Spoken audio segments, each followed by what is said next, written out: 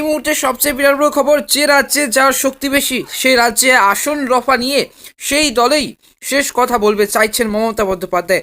বৈঠকের 48 ঘন্টা আগে তৃণমূলের শীর্ষ সূত্রে জানানো হচ্ছে, এর আগের বৈঠকে অর্থাৎ 1 সেপ্টেম্বরের বেঙ্গালুরুতে প্রস্তাব নেওয়া হয়েছিল যে যত দ্রুত সম্ভব আসন রফার নিষ্পত্তি করা হবে এবং মুখ্যমন্ত্রী মমতা বন্দ্যোপাধ্যায় প্রায় 3.5 মাস পরে আগামী মঙ্গলবার বৈঠকে বসতে চলেছেন এবং বিরোধীদের মঞ্চ ইন্ডিয়া সেখানে সম্ভবত নিজেদের পুরনো সূত্রকেই ফের নতুন করে সামনে আনতে চলেছেন তৃণমূল নেত্রী মমতা বন্দ্যোপাধ্যায়। দলীয় সূত্রের খবর, বৈঠকে কংগ্রেস সহ বাকি বিরোধী দলগুলির নেতৃত্বের উদ্দেশ্যে মমতার বার্তা হবে যে রাজ্যে দল শক্তিশালী সেই রাজ্যে আসন এবং সমঝোতার কম্প্রোমাইজ ক্ষেত্রে সেই দলকেই শেষ কথা বলে দিতে হবে। কোনো বিরোধী দল কত আসনে লড়বে তা স্থির করবে সেই রাজ্যের প্রধান ভোটে প্রাপ্ত আসন সংখ্যার নিরীক্ষে দলটি। তৃণমূলের দাবি, অধিকাংশ বিরোধী দলেই মমতা বন্দ্যোপাধ্যায় এই সূত্রে সহমত। যদিও কংগ্রেসের মতো সর্বভারতীয় দল কিভাবে এই ফর্মুলা মেনে নেবে বা আদৌ মেনে নেওয়া হবে কিনা সে বিষয়ে এখনও সংশয় যথেষ্ট, কারণ সেক্ষেত্রে পশ্চিমবঙ্গ সহ অনেক রাজ্যই নামমাত্র আসনে প্রার্থী দিতে পারলে রাহুল গান্ধী এবং মল্লিকার্জুন এবং খড়গের দল রাজনৈতিক মহলের বক্তব্য, ইন্ডিয়ার দলগুলির শীর্ষ নেতৃত্বকে আসন সমঝোতার জন্য রাজ্যে নেতৃত্বের সময় দিতে হবে, তবে তা অনির্দিষ্টকালের জন্য নয়। চলতি বছরের আগামী 31 ডিসেম্বর তা সেরে ফেরার সিদ্ধান্ত নেওয়া হতে পারে বলে সূত্রে খবর।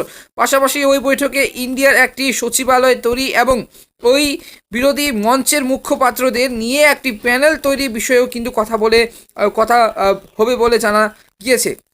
বৈঠকের 48 ঘন্টা আগে তৃণমূল শীর্ষ সূত্রের খবর জানানো হচ্ছে, এর আগে বৈঠক অর্থাৎ 1 সেপ্টেম্বর বেঙ্গালুরুতে প্রস্তাব নেওয়া হয়েছিল যে যত দ্রুত সম্ভব আসন রফার এবং নিষ্পত্তি করা হবে।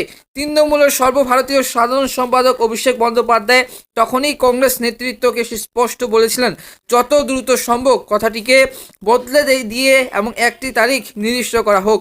সেই সময়সীমা 30 সেপ্টেম্বর অথবা খুব বেশি হলে 15 অক্টোবর রাখারও কিন্তু অনুরোধ ছিল তার। তৃণমূলের যুক্তি ছিল যে তা হলে 24-এর ভোটে আগে জেলায় লড়াইয়ের প্রস্তুতি নিতে অনেকটা বেশি সময় পাওয়া যাবে, কিন্তু তাতে রাজি হয়নি কংগ্রেস। তৃণমূল সূত্রে জানা যাচ্ছে, বিষয়টিতে সব থেকে বেশি আপত্তি জানিয়েছিলেন সিপিএমের সীতারাম ইয়েচুরি। অন্যদিকে 5 রাজ্যের বিধানসভায় খুবই ভালো ফলাফল হবে বলে আশা ছিল রাহুল গান্ধীর দলের। সেক্ষেত্রে আসন রফার অন্য বিরোধী দলের তুলনায় অনেকটা সুবিধাজনক অবস্থা থাকা যাবে, এমনটাই কিন্তু হিসাব ছিল কংগ্রেসের। এখন রাজনৈতিক মহল থেকে মনে করেছে যে ডিসেম্বর 5 রাজ্যর ভোটের ফলের পরে কংগ্রেসের দরকষাকষির জায়গাটি অনেকটাই কিন্তু সংকুচিত। এর আগের পটনা এবং মুম্বাই এবং বেঙ্গালুরুর বৈঠকে যে দাপট নিয়ে এবার কংগ্রেস সভাপতি মল্লিকার্জুন খড়গে এবং সোনিয়া গান্ধী, রাহুল গান্ধীরা বসেছিলেন। তাই এই মুহূর্তে কার্যত অন্তর্নিহিত এবং বেশিরভাগে রাজ্যই কিন্তু কংগ্রেসের শক্তি ক্ষয় হয়েছে, যেখানে তারা একের পর এক হিসেব বিজেপির বিরুদ্ধে লড়তে উদ্যত। রাজস্থান এবং মধ্যপ্রদেশ, ছত্তিশগড়ের যে মতো রাজ্য, সেখানে এখন কংগ্রেস এবং হীনবল যে অন্য কোনো আঞ্চলিক দলের উপস্থিত এই রাজ্যগুলিতে না থাকলেও, অর্থাৎ এই যে সমস্ত রাজ্য লোকসভা প্রায় সব আসনে নিজেদের প্রার্থী দিলেও সাম্প্রতিক পরাজয়ের ধাক্কা এত দ্রুত কংগ্রেস কতখানি কাটিয়ে উঠতে পারবে তা নিয়ে রাজনৈতিক মহলের বড় অংশই কিন্তু প্রবল সংশয় রয়েছে। তৃণমূলের নেত্রী আসন রফার সূত্র এবং মান্যতা পেলে বিহারের নীতিশ কুমার ও তেজস্বী যাদব, পশ্চিমবঙ্গে মমতা বন্দ্যোপাধ্যায়, তামিলনাড়ুতে এম.কে. স্টালিন, মহারাষ্ট্রে উদ্ভবপন্থী শিবসেনা এবং এনসিপি, উত্তরপ্রদেশের অখিলেশ সিংহ এবং যাদব, পাঞ্জাব এবং দিল্লিতে অরবিন্দ কেজরিওয়াল আসন রফাই ক্ষেত্রে শেষ কথা বলবেন সংখ্যার অধিক্যের জন্য।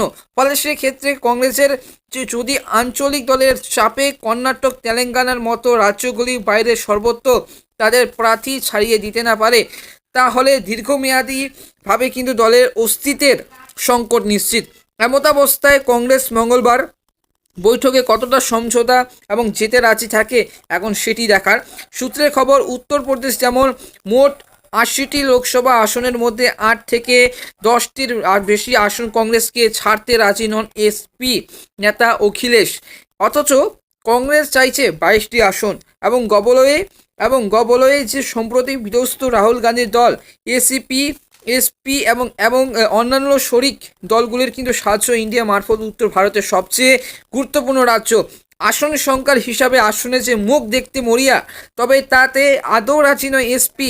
এ বিষয়ে এসপি অ্যাপ এবং জেডিআইইউ এবং আরজেডি এর মতো দলগুলি মমতা বন্দ্যোপাধ্যায়ের সূত্রে একমত যে কোনো রাজ্যে শক্তিশালী আর মানদণ্ড হিসাবে দলগুলির যে পূর্ববর্তী নির্বাচন আসন সংখ্যা ও প্রাপ্ত ভোটেই যে এবং ধর্তব্যের মধ্যে রাখতে চাইছে তারা, সেই হিসেবে উত্তরপ্রদেশ 10টির বেশি কিন্তু আসন কংগ্রেসকে ছাড়ার কথা নয়।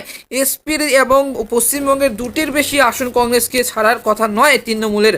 সম্প্রতি তৃণমূলের এক শীর্ষ নেতা বলেন, আমাদের সূত্র অনুযায়ী মালদহ দক্ষিণ ও বহরমপুর এবং এই দুটি আসন কংগ্রেসকে ছাড়া হবে। বৈঠকে জানানো হবে যে ওই দুই আসনের তৃণমূল কোনো প্রার্থীর দাঁড়াবেন না এবং কিন্তু এর বেশি আসন বাংলায় কংগ্রেসকে ছাড়া হবে না। বামদের সঙ্গে কোনো সমঝোতার কম্প্রোমাইজ প্রশ্নই নেই পশ্চিমবঙ্গে।